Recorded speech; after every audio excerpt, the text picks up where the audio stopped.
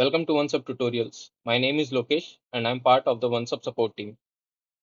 In this video, I'm going to show you how to update your email address in your OnceHub account.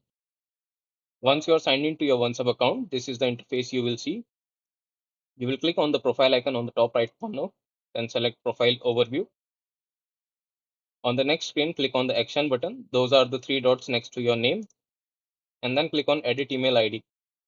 In the pop-up screen, enter your new email address and then confirm the changes by entering your OnceHub account password.